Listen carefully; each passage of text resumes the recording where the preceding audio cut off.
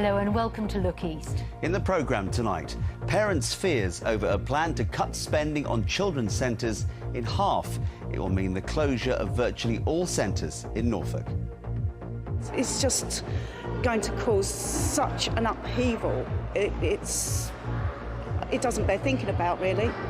If that closes, there is nowhere else for the children to go.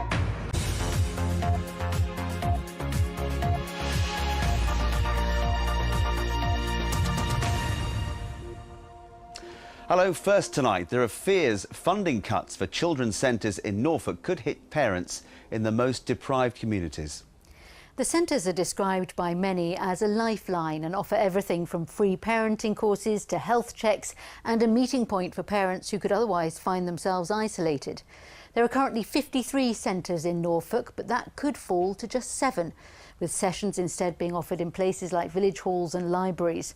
There have been similar cuts in Essex, which once had 86 centres and now has 38. Suffolk has gone from 47 to 38. In a moment, we'll speak to the head of the county's Children's Services Committee. First, this from Nikki Fox. Polar bear. The Sanctuary in Norwich, a social enterprise owned by the church. These spaces may be even more in demand if the planned closures of council-run children's centres go ahead. What the Sanctuary can't provide, face-to-face support. Della Garnham used the children's centre to get breastfeeding help. Isabel didn't put on weight very easily in the first few months of her life, so we were going there quite often, making sure that she was growing and making sure that she was healthy. To get her weighed by a professional and just to talk through any concerns we had at the time was really helpful. But it's not just mums with young children. Tracy Jones runs a drop-in group at a children's centre for parents and children with Down syndrome. Her daughter's 13. To actually source a community centre was going to be very difficult, and we'd have to transport so much equipment with us, the toys and things like that. It's just going to cause such an upheaval. This centre in Norwich is one of 7 hubs in Norfolk that could survive. The other 88% could close, with some services moving to community centres or libraries. If people want support and advice around domestic violence, around their mental health or around their sexual health, it's going to be really difficult to have those conversations in some of the locations that are being suggested as a result of these cuts. These are the kind of rooms that children's centres provide. Some have sensory areas to help development. They also have these spaces to weigh babies. It is available now in libraries as well, but as you have to take off a child's clothes to do it, some say that's not the right place. Stay-and-play sessions like this could also end at 46 children's centres. Parents meet and get advice. The idea, information's offered online instead. The council says it would help parents set up their own groups, but they'd have to charge a fee. One day I walked up to a mom group. From there I made a friend, I feel welcomed, I feel belonged. I wasn't a stranger anymore, I fit into the system. There is nowhere else for the children to go.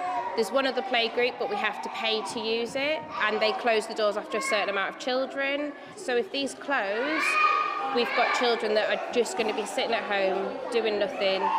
The council has to halve its children's services budget from £10 million to 5.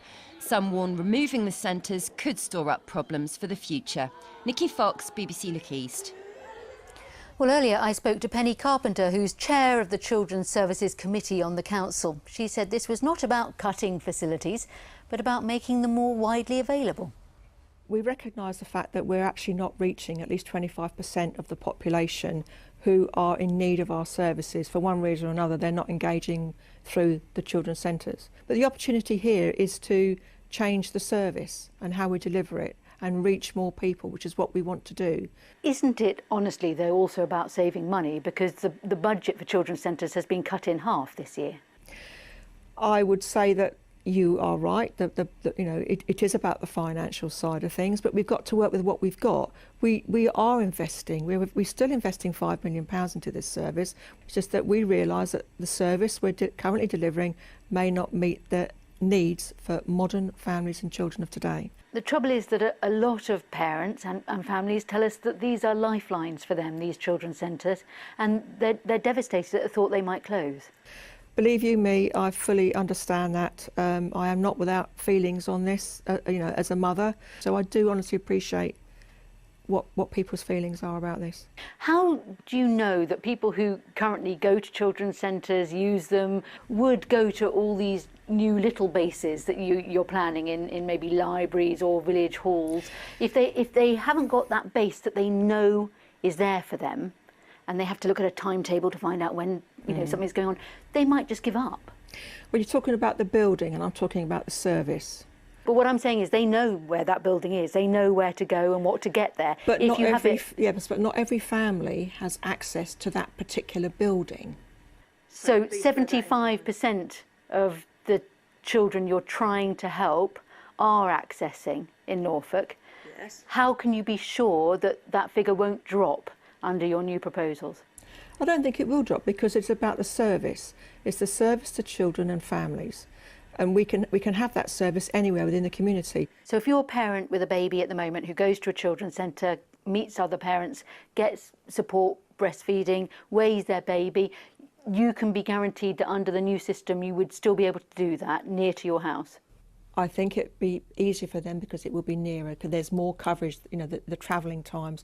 I mean, our staff, this is not something, I have to say, that I've personally taken lightly at all, because I do quite clearly recognise the consequences of this. Nobody would take this lightly, but we do recognise that the service needs to change. Penny Compton, thank you very much.